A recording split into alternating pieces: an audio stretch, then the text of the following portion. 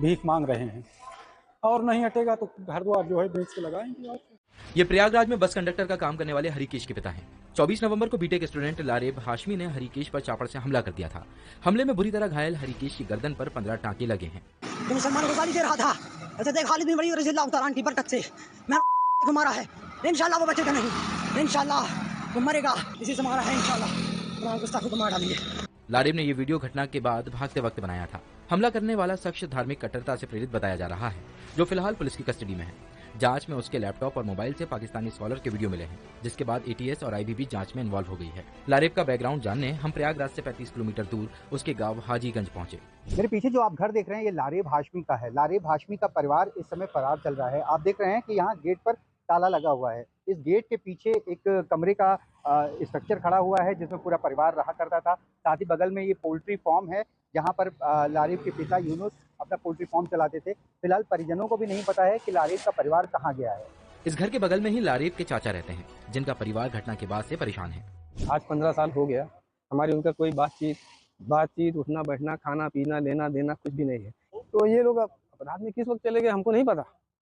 मैं ये देखिए मगरिब में हाथ करके कह रहा हूँ, बा खुदा खुदा को हाजिर नाजिर मान के, हम लोगों को कुछ पता नहीं तो हम भी भाग जाते। अली हमें हाजीगंज में लारेब के पुश्तैनी घर लेकर पहुंचे। तो हम उसके पुश्तैनी गांव पहुंचे हुए हैं जहां पर उसके घर में उसकी सिर्फ एक बूढ़ी दादी रहती हैं जो कि काफ़ी बीमार रहती हैं। आसपास रहने वाले परिजनों का कहना है कि कभी नहीं सोचा था कि लारेब हाशमी इस कट्टर सोच का है। उसकी सोच के बारे में किसी को नहीं पता था। घर से थोड़ी ही दूर पर हमें लारेब को बचपन से जानने वाले शैलेश मिले। जितना हम जानते हैं और ये जितना गांव वाले भी देखे हैं, सब लोग देखे हैं, हम लोग जितना जानते हैं वो लड़का ऐसा नहीं था। बाकी अब किसके माइंड में क्या चल रहा है, आपके माइंड में क्या चल रहा है, हमारे माइंड में क्या चल रहा है, वो कैसे जान सकते हैं। हमारी मुलाकात लारेब के पिता के दोस्त से भी हुई। अब लारेब का परिवार कहाँ है ये कोई नहीं जानता। पिताजी तो हमको नहीं पता कहाँ गए हैं इस समय। मतलब किसी सोच के वो भी थे या फिर क्या था? नहीं हो सर भाई, कोई कारण से भाग गए, डर के मारा कोई कारण से जरूर भाग गए होंगे। लारेब प्रयागराज के इस कॉलेज से बीटेक का कोर्स कर रहा था। हमले के बाद यहाँ भी सख्ती काफी बढ़ा दी गई है।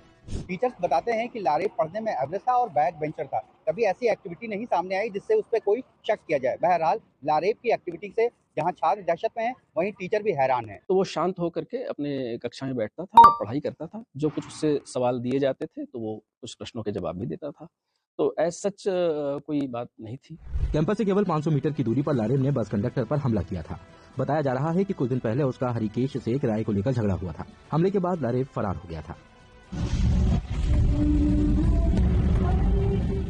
हरिकेश अभी इमरजेंसी वार्ड में भर्ती है। परिवार वाले बताते हैं कि वो इलाज के लिए चंदा इकट्ठा कर रहे हैं।